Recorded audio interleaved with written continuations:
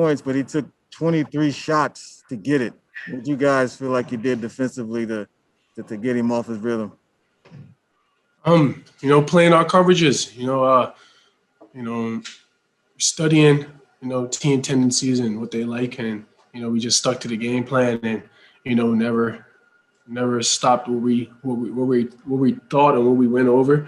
We just kept pursuing, even when they scored, we just kept our discipline and did what we have to do on our coverages.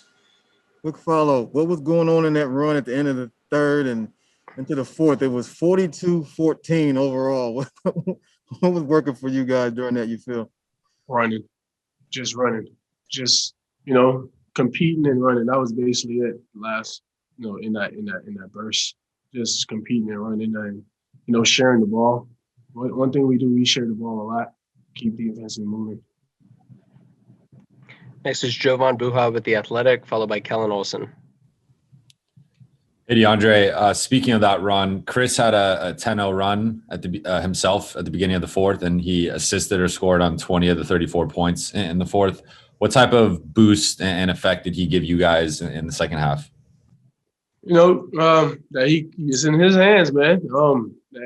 He's made us comfortable, not comfortable in that way, but just, knowing that, he got it, stuff like that, seeing the dude, see himself who's been in situations like this, he's handling his business right now, let him do his thing. But the team felt good. Next up is Kellen Olson with Arizona Sports, followed by Kyle Fredrickson. Hey, DA, Book went over a play with us where he was running full speed and transitioning. He looked to his right and he saw you passing him. How important is it for you, and how much pride do you take in that role of just running rim to rim? Because, teams don't want to see me dunking every time. So, what I do is just run, man. Run to create offense for my teammates. If they don't stop the big roll into the rim, their shoe is open. So, that's the thing we always go over. Once that ball is in there, we get the ball, we are out. So that's the thing me and Buck go over with running. So, yeah, it was funny seeing him right next to him, while we were running in transition. He got that big 3-4-point play. Next up is Kyle Fredrickson with the Denver Post, followed by Gina Mizell. Hey, Deandre, before the game, Jokic had mentioned that you were a guy who's given him trouble in the past defensively. I'm curious, how would you characterize some of the matchups that you've had, and what is the important for you when you're defending him? Man, that's wow. He said that. That's lit. I love playing against Jokic, man. That's the MVP of our league. He has so much, man. He has a lot to cover. The dude can do anything. So it's just, that's just the modern center right there. He's just a dude who you have to, watch out for drives. He can shoot. He can do everything. He can play make for his teammates. Just coming every day in and out, just learning what he loves to do and, just competing, man. One day it could be that dude on film, and, one day it won't be that dude on film when you're watching everything he does. So, you just got to keep competing and, just staying locked in. Next up is Gina Mizell with Suns.com, and then Greg Moore.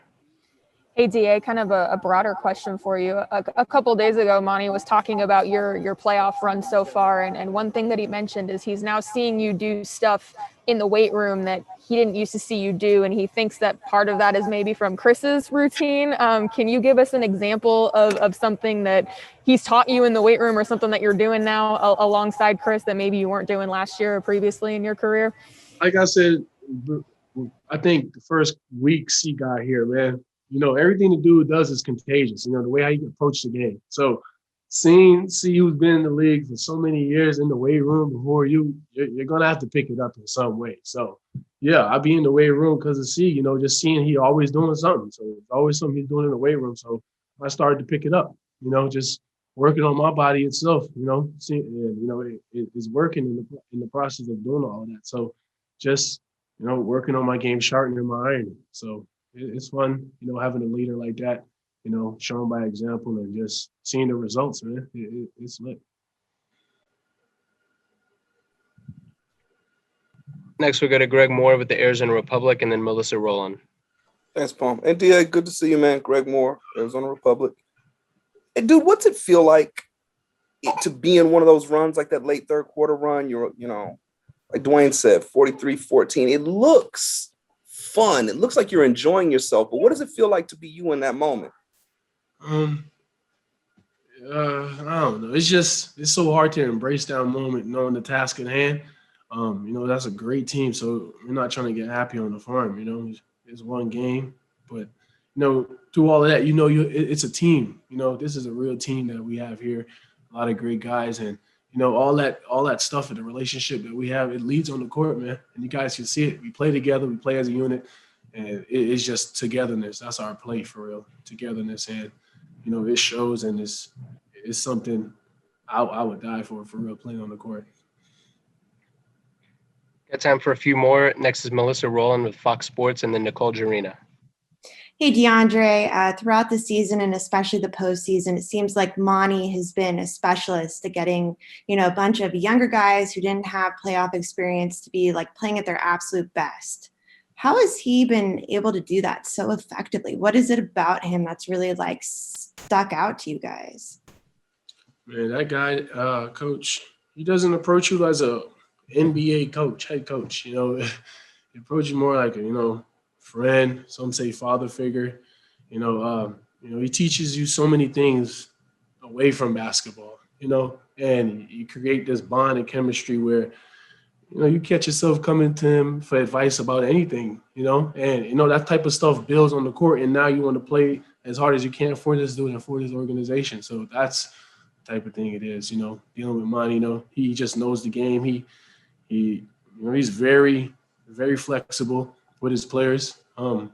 Sometimes we tell him like, yo, let's do this. And, he's willing to do it. So it's just that type of chemistry that we have, where you could just feed and learn anything from him.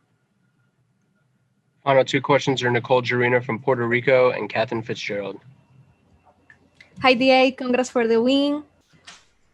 How important was for the team the way Michael Bridges showed up in the third, and how much impact has been the support from the fans to the playoff? I'll start off with the fans. Like I say, the fans is the one, making us, they helping us play like this, man, coming out every night, and they showing the support they have. I swear, I'm seeing less and less seats. I don't even think I've seen seats today, available seats. So that was a great thing. This was the loudest game, to be honest, that I've ever played. Today was the loudest game, man. Mikhail, man. Mikhail is something else. He's AKA the Warden. That dude sacrificed a lot. He plays hard, and that's just a great teammate to have, man. He's a guy who listens, and he's guarding the best player damn near every night, the fastest player. So you just got to give all the credit to him, especially tonight, knocking down great open shots and making good plays. Final question is Catherine Fitzgerald with the Arizona Republic. Hey, DA, to follow up a bit on Mikhail, you mentioned some of the shots he was making. Monty also talked about some of his defense. What were moments on both sides of the ball for Mikhail that you really stuck out to you tonight? I'll say mainly, was reading what the defense give him, putting the ball on the ground, making the play. Mikhail is a jump shot shooter, but, man, he made some plays today, kicking the ball, finding me, finding other guys. It was great to see, man. It shows you the type of team we have where guys can, do both. They're very versatile on this team, and it's just fun to play. Thank you for the time, Deandre. Thank you, guys.